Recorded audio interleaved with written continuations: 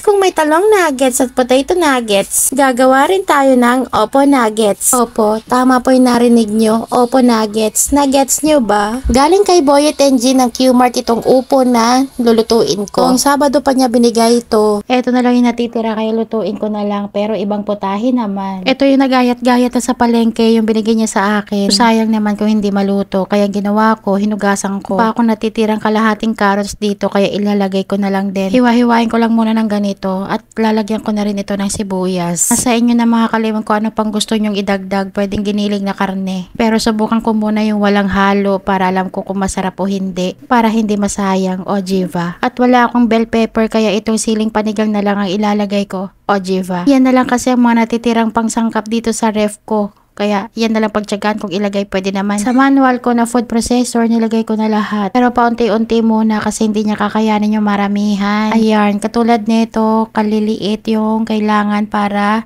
manuggets. Yan yung unang batch. Ito naman yung sumunod, Ojiva. Same lang din ang process mga kalemon. Hindi ko lang ginamit yung isang food processor. Natatamad akong gamitin kasi isasaksak pa. Hahay! Sarap mo panggigilan, lemon. Charot lang. Namiss ko lang to na gamitin mga kalemon. Gusto ko yung hatak-hatak kasi habang umiikot. Hahay!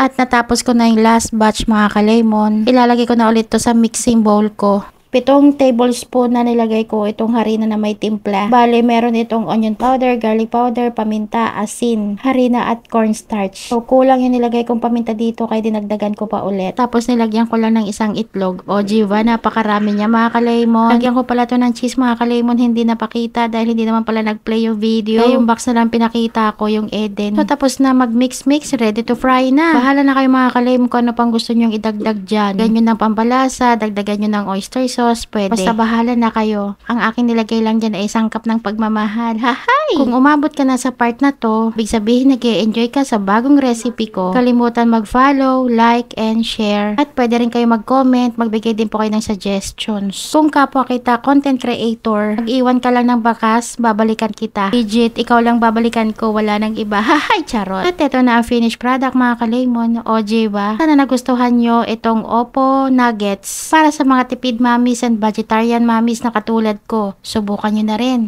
Bye-bye!